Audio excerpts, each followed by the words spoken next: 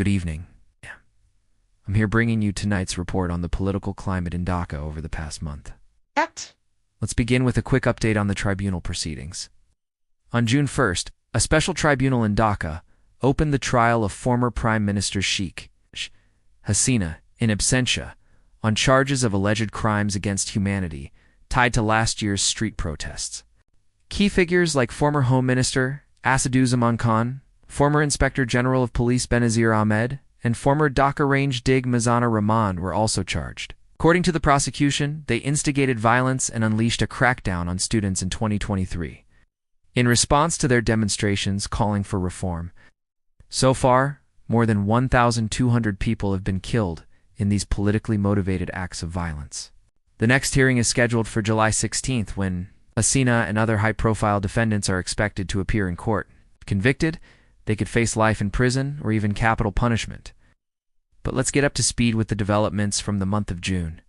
First, Hasina has now been indicted on 5 counts, including murder, attempted murder, torture, enforced disappearance, and rape.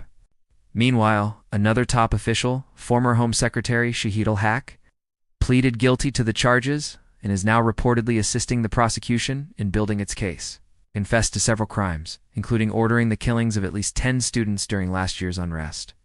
This confession adds a significant twist to the ongoing trial.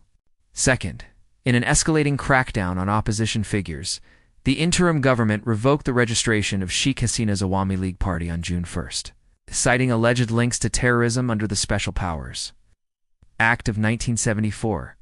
This move came after sustained pressure from student-led demonstrations at Shahbag demanding the ban. The first such protest took place on May 4th. At its peak, hundreds of thousands of students were involved. Though these demonstrations posed a direct challenge to the military-backed regime, it took until June for the government to formally ban the Awami League. Registered political parties have until June 29th to decide whether to dissolve and join the polls under the interim government's leadership or be barred from participating in the upcoming elections.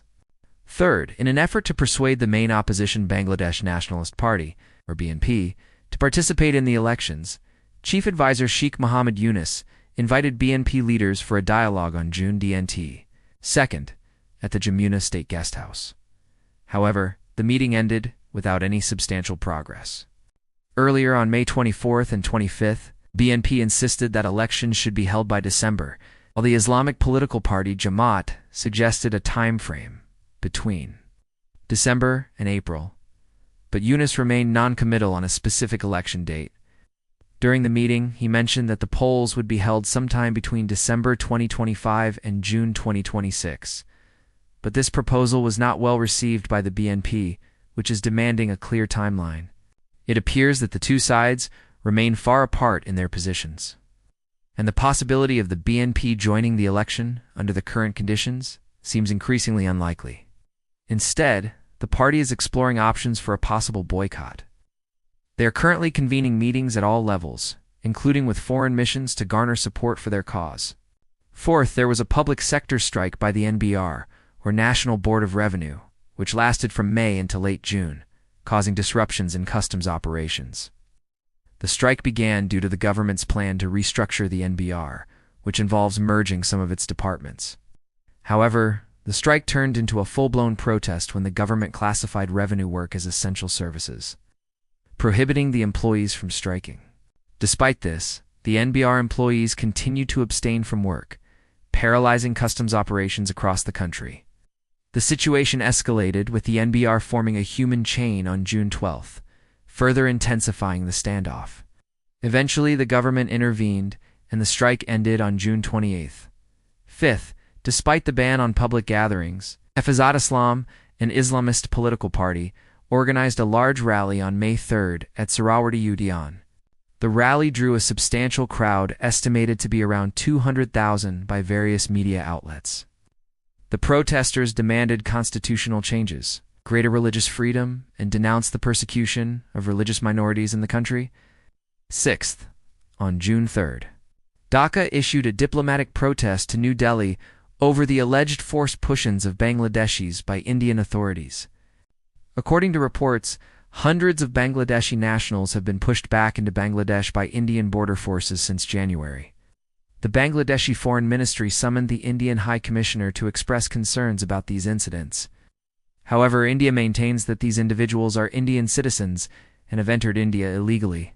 Finally, amid a surge in hate crimes, 2,442 incidents were reported from August 2024 to June 2025, prompting criticism of the interim government's perceived inaction in protecting religious minorities. So we saw a lot happen in June in Dhaka. Let's shift to some developments from mid-June. First, in an interview with the BBC, BNP leader Tariq Rahman, who is currently in London, revealed plans to return to Dhaka. He expressed optimism about leading his party in the next election and potentially heading the next government. His return, however, remains uncertain as his passport has been revoked, and he faces numerous legal cases upon his return. Second, the ex-chief election commissioner, Qazi Habibullah Vel, was sent to jail by a Dhaka court on June 29th. He was charged with contempt of court for allegedly leaking information about a sealed envelope during the February 2024 election, which was widely seen as rigged and extended the Prime Minister's 14-year tenure. Third, on June 29th, Khalifat Majlis, an Islamist party led by former Yadea Party chairman Zia-Uddin Ahmed, declared its intention to run candidates in all 300 constituencies in the upcoming elections. The party, which advocates for a caliphate system, is contesting under the banner of Boat, an emblem that has traditionally represented the ruling Awami League. However, the Election Commission has yet to grant them official recognition as a political party. So those were the highlights from the past month. As always, keep an eye on further court dates in mid-July, especially regarding Sheikh Hasina's case. Growing public pressure on the interim government to set a clear election date and rising tensions between the ruling elite and religious groups will be crucial aspects to monitor in the coming weeks. What does the future hold for Bangladesh? Will the elections be held as planned, or will they be delayed once again? Only time will tell. Until then, stay tuned for our continuing coverage. Thank you for watching.